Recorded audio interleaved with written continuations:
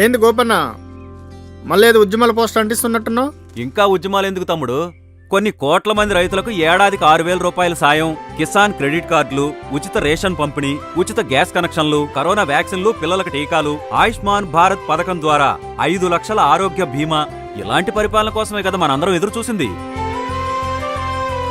మోదీ గారు మళ్ళా ప్రధానమంత్రి కావాలంటే నా ఓటు అవసరం, మీ ఓటు అవసరం, మనందరి ఓట్లు అవసరం. కమలం గుర్తుకు ఓటేద్దాం, బీజేపీని మన మోడీ గారికి ఎందుకు ఓటేయాలో అడిగి తెలుసుకుందాం. Digital India, make in India, standup India, startup India, smart city, Vishwakarma Yojana. అసలు కరోనా అప్పుడు ఆయన వ్యాక్సిన్ ఇవ్వకపోతే మనం బతికే వాళ్ళమా? 500 ఏండ్ల భారతీయుల కల నెరవేర్చిన నరేంద్ర మోదీకి 10 ఏళ్ల సంధి రోజుకి 20 గంటలు కష్టపడి పనిచేస్తురే. దేశమంతటా హైవేలు, వందే భారత్ రైళ్లు, పాఠశాలలు, ఆర్టికల్ 370 రద్దు, త్రిబుల్ తలాక్ రద్దు, సర్జికల్ స్ట్రైక్ లాంటి కఠినమైన నిర్ణయాలు. మోడీ గారు ఇదంతా ఒక ట్రైలర్ మాత్రమే అంటున్నారు. ఇలా ఎన్నో అద్భుతమైన స్కీములు తీసుకొచ్చిన మన మోడీ గారిని ఎలా వదులుకోగలం? కమలం గుర్తుకే ఓటేద్దాం, బీజేపీని గెలిపిద్దాం.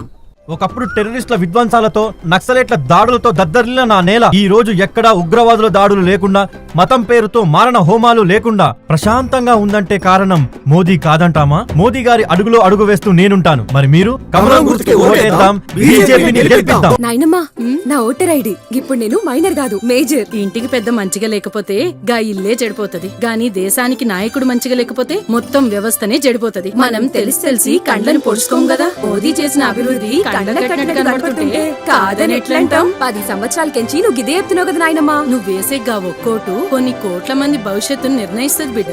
మోదీ దేశమంతా నా కుటుంబం అని అనుకుంటుండు గనకే ప్రతి పథకం అందరికి చేరుతాంది. మోదీ ప్రధానిగా ఉండు మనకు అవసరం బిడ్డ.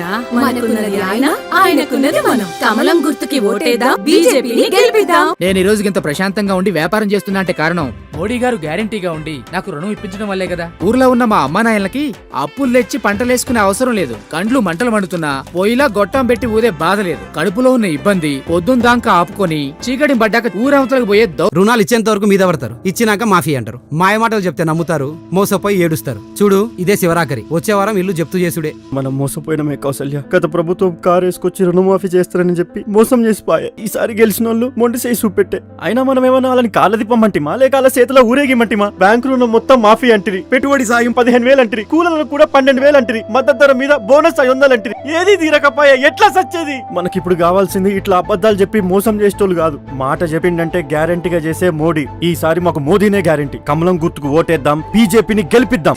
మన అందరి నేస్తం బీజేపీనే గెలిపించేద్దాం.